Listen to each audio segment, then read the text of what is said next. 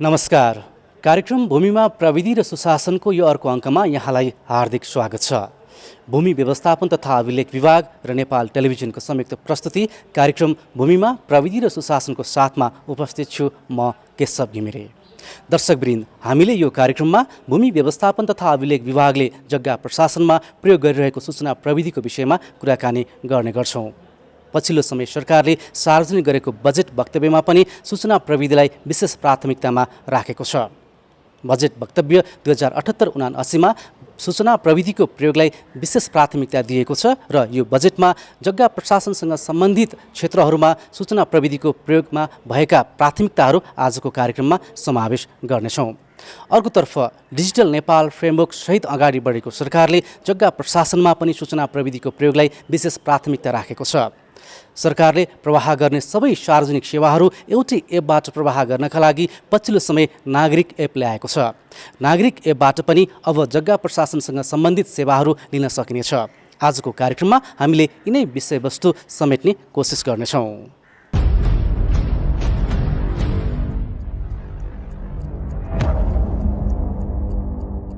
जग्गा प्रशासन सम्बन्धी सेवालाई समय सापेक्ष परिवर्तन गरी सूचना प्रविधिमा आधारित बनाउन नेपाल सरकार लागि परेको छ। यसै क्रममा आर्थिक वर्ष 2078-79 को बजेट वक्तव्यमा पनि सरकारले जग्गा प्रशासनमा सूचना प्रविधिको प्रयोगलाई उच्च प्राथमिकता दिएको छ। जग्गा सम्बन्धी सबै अभिलेखको डिजिटल प्रति भू अभिलेख सूचना व्यवस्थापन प्रणालीबाट उपलब्ध गराउने व्यवस्था मिलाइएको छ। साथै मालपोत कार्यालयमा विद्युतीय प्रणालीमा आधारित जग्गा प्रशासन सम्बन्धी सेवा विस्तार गरी सेवाग्राहीले घरबाट नै जग्गा दर्ता, नामसारी लगायतका जग्गा प्रशासनसँग सम्बन्धित कार्य गर्न सक्ने व्यवस्था मिलाइएको छ। सार्वजनिक र सरकारी जग्गाको संरक्षण गर्न सरकार प्रतिबद्ध छ। गैर कानुनी रूपमा कब्जा गरिएका सार्वजनिक, सरकारी र गुठी जग्गाको खोज तथा पहिचान गरी फिर्ता ल्याउने कार्यलाई तीव्रता दिइनेछ। सडक र सोको राइट अफ वे लगायत नेपाल सरकारले अधिग्रहण गरेको वा खरिद गरेको सम्पूर्ण भूमिको कित्ताकाट गरी आगामी आर्थिक वर्षभित्र नेपाल सरकारको नाममा कायम गरिनेछ। भूमि सम्बन्धी समस्या समाधान आयोग मार्फत भूमिहीन दलित, भूमिहीन सुकुम्बासी, पूर्व कमलारी, पूर्व कमैया, हरवा, चरवा तथा अव्यवस्थित बसोबासीको पहिचान गरी लगत सङ्कलन, नाप नक्साङ्कन, सत्यापन र अभिलेखाङ्कन कार्य सम्पन्न गरी आगामी आर्थिक वर्षभित्र जग्गाधनी दर्ता प्रमाण पूर्जा वितरण गरिनेछ। यसका लागि रु 68 करोड विनियोजन गरेको छु। नेपाल सरकार र स्थानीय तहको सहलगानीमा प्रत्येक प्रदेशमा भूमि ब्याङ्कका कम्तीमा 50 शाखा स्थापना गरी आगामी वर्षभित्र सञ्चालनमा ल्याइनेछ। उपयोगमा नरहेका व्यक्तिगत, सरकारी, सार्वजनिक तथा नदी उकासको जग्गामा व्यावसायिक खेती र कृषि उपज प्रशोधन गर्न व्यक्ति, समूह वा संस्थालाई भूमि ब्याङ्क मार्फत लिजमा उपलब्ध गराउने व्यवस्था मिलाइनेछ। भूमिको वैज्ञानिक वर्गीकरण र अधिकतम उपयोगको लागि भू सूचना प्रणालीमा आधारित भू उपयोग नक्साको प्रयोग गरी सबै स्थानीय तहमा भू उपयोग योजना तर्जुमा गरिनेछ। योजना लागू गर्ने स्थानीय तहलाई प्रोत्साहन स्वरूप थप अनुदान उपलब्ध गराउने व्यवस्था मिलाएको छु। जग्गा सम्बन्धी सबै अभिलेखको डिजिटल प्रति भू अभिलेख सूचना व्यवस्थापन प्रणालीबाट उपलब्ध गराइनेछ।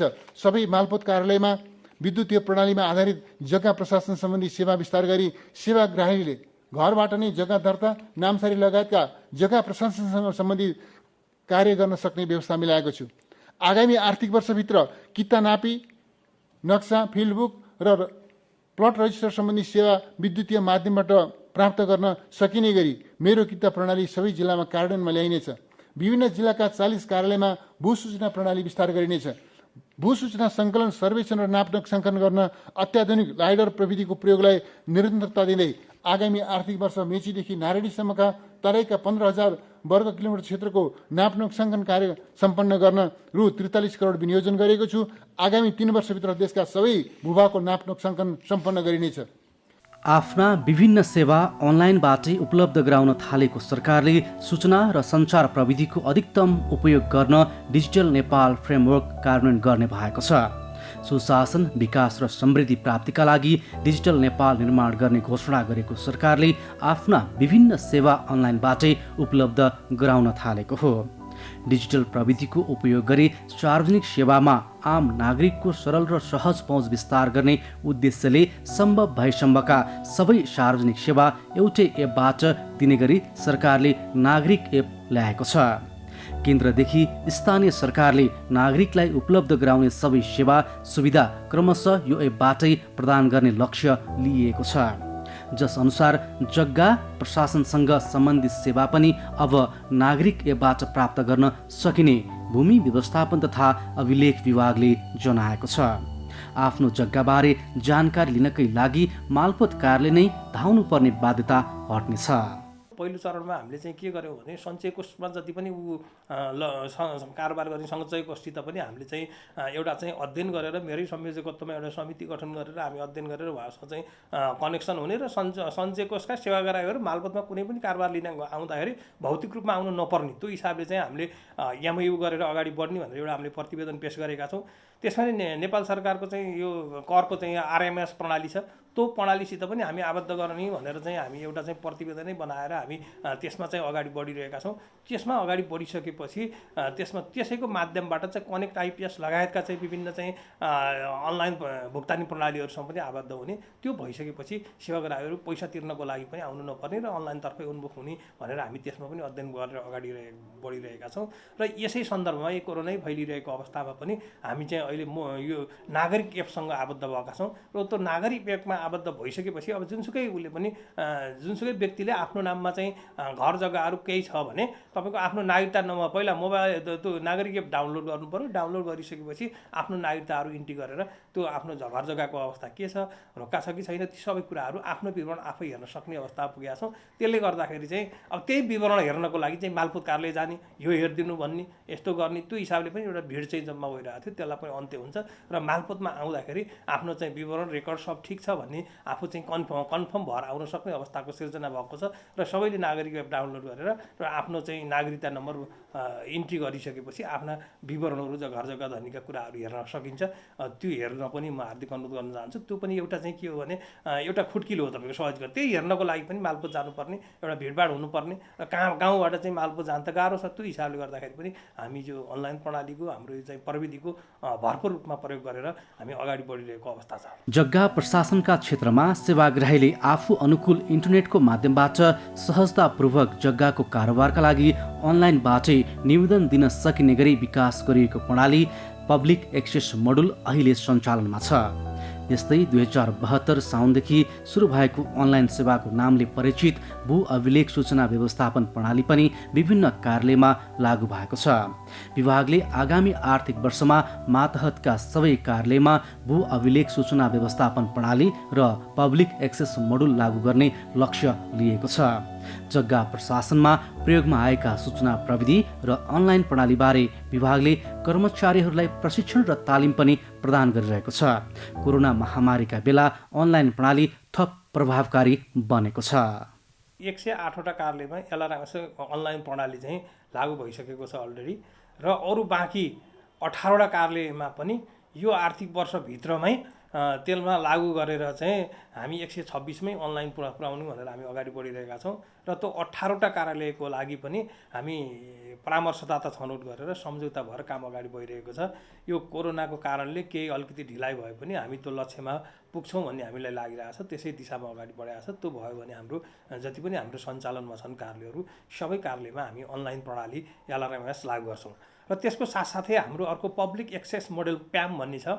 त्यो हाम्रो गत आर्थिक वर्षमा 18वटा मात्रै कार्यालयहरूमा चाहिँ लागू भएको थियो र आर्थिक वर्षभरिमा यो चालु आर्थिक वर्षमा हामीले 25वटामा अरू विस्तार गर्ने भन्ने हामीले लक्ष्य राखेका थियौँ। तर त्यो हिसाबले गर्दाखेरि के भयो भने अब यो प्याम लागू भइसकेपछि हाम्रो एलआरएमएस र प्याम लागू भइसकेपछि अब जनताहरू चाहिँ पुरै कार्यालयमै आउनु नपर्ने, आफ्ना लिखतहरू आफै तयार गर्न सक्ने र विभिन्न माध्यमहरूबाट चाहिँ पैसा तिरेर घरैबाट पनि लिखतहरू पास गर्न सक्ने त्यो प्रणाली तर्फ उन्मुख प्रणाली हो। त्यो हिसाबले गर्दाखेरि यो आर्थिक वर्षमा हामीले के विचार गऱ्यौँ भने यसरी कर्मिक रूपमा चाहिँ इन्क्रिमेन्टल बेसमा जाँदाखेरि धेरै वर्ष लाग्न सक्छ प्याम लागू गर्नलाई, त्योभन्दा हामी अलिकति चाहिँ जोमेट्रिकल रूपमा चाहिँ अगाडि बढ्नुपर्ने छ र छिटै अब यो कोभिडको महामारी जस्ताले पनि अनलाइनलाई चाहिँ जान बाध्यता बनाएको हुनाले पनि हामी छिटो गर्नुपर्छ भनेर त्यो कार्यालयमा दिने ट्रेनिङहरू लगायतकोलाई हामीले मोडल चेन्ज गरेर एउटा टट मोडलबाट चाहिँ हामी गयौँ। विभिन्न चाहिँ कार्यालयका चाहिँ अलि एक्टिभ र सूचना प्रविधि मैत्री भएका कर्मचारीहरूलाई बोलाउने, तिनलाई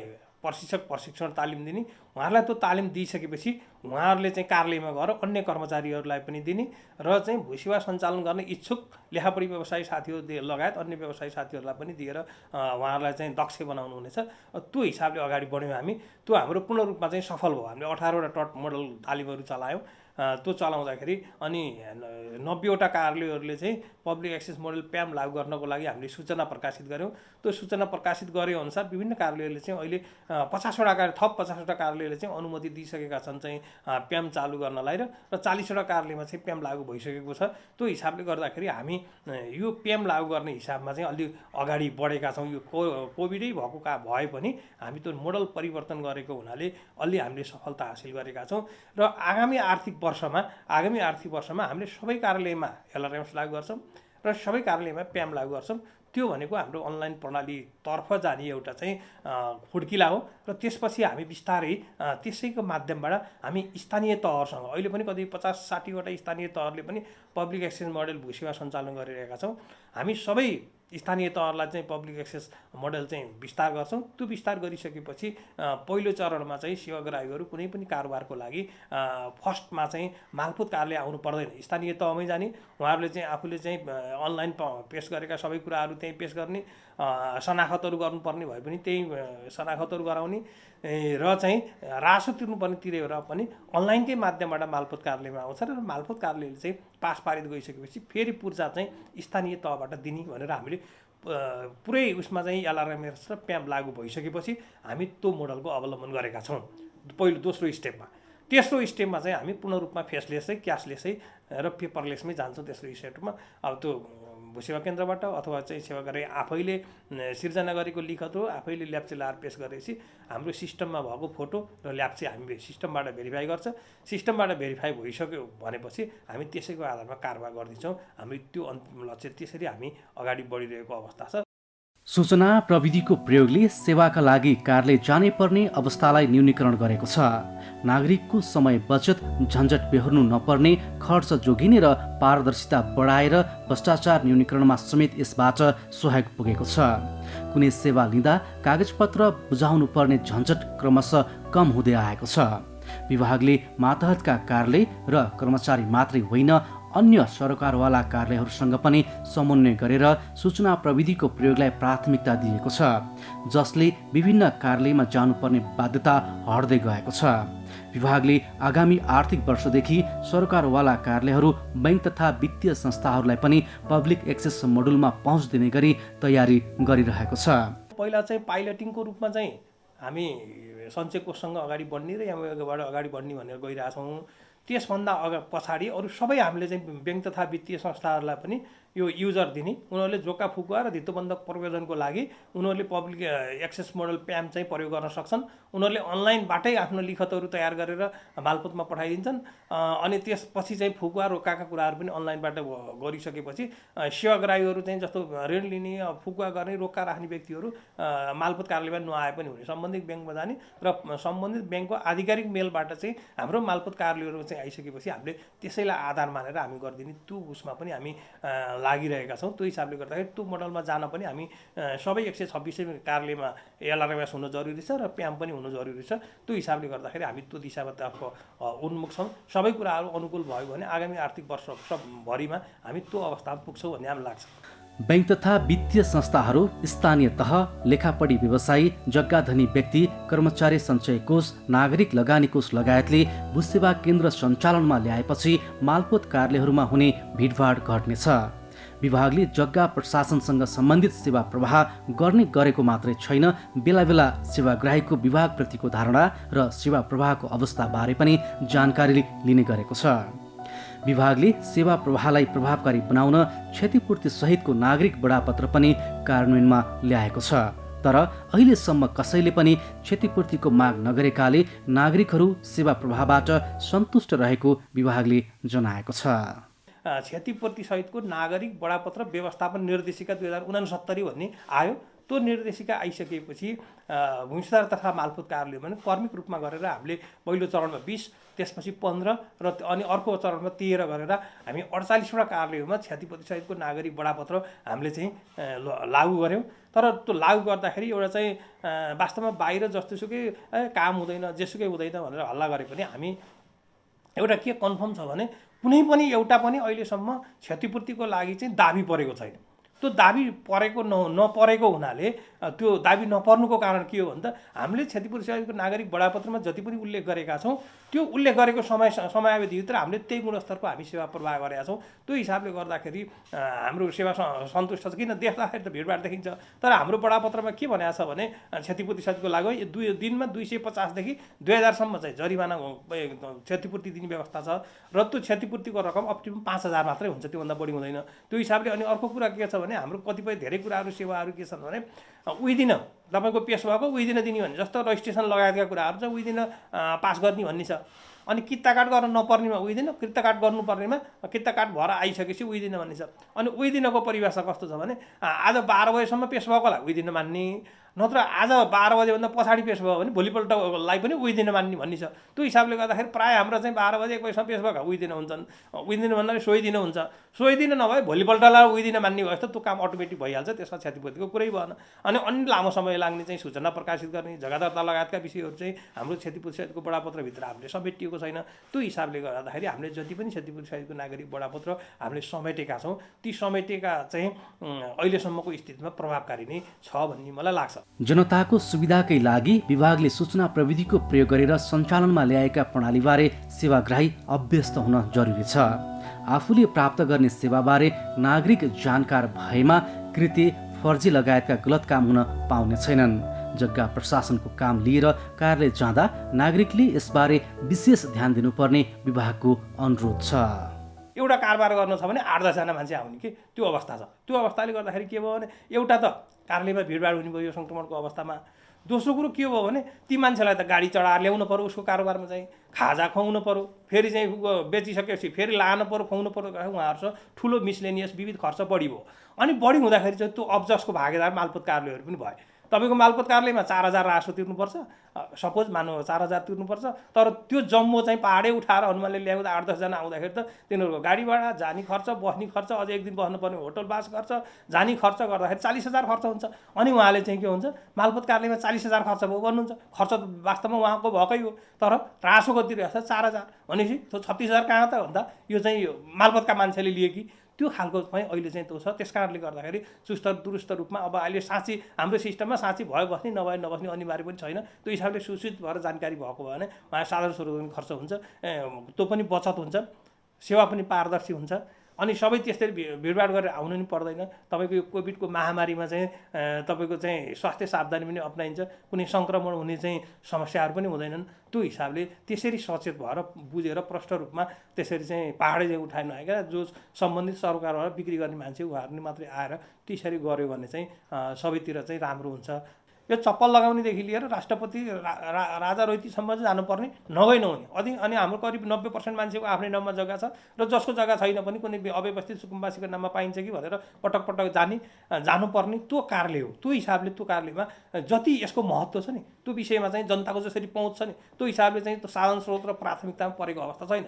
यसरी साधन स्रोत र प्राथमिकतामा परेर यहाँको सेवाहरू एकदम चुस्त अनलाइनमध्ये यहाँका कार्य वातावरण पनि एकदम राम्रो खालको भयो भने यसले दिने सकारात्मक सन्देश समग्र नेपाल सरकारको चाहिँ सुशासनप्रतिको भावनामै चेन्ज हुन्छ, नेपाल सरकारको सुशासनप्रतिको इन्डिकेटरमै चेन्ज हुन्छ। त्यो हिसाबले सरकार लगायत सबैले यो क्षेत्र त्यसरी प्राथमिकताको दृष्टिकोणबाट हेर्नु पर्यो भन्ने मलाई लाग्छ।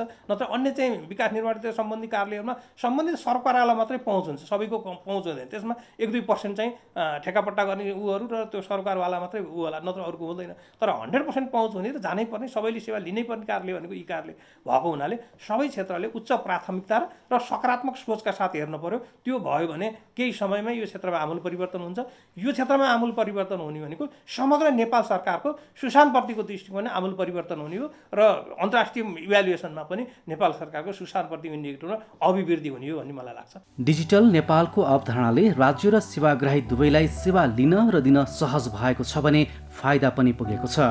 जग्गा प्रशासनमा विभागले अघि सारेको क्यासलेस, पेपरलेस र फेसलेसको अवधारणालाई लक्ष्यमा पुर्याउन आम नागरिकले पनि उत्तिकै चासो र सहयोग गर्न जरुरी छ।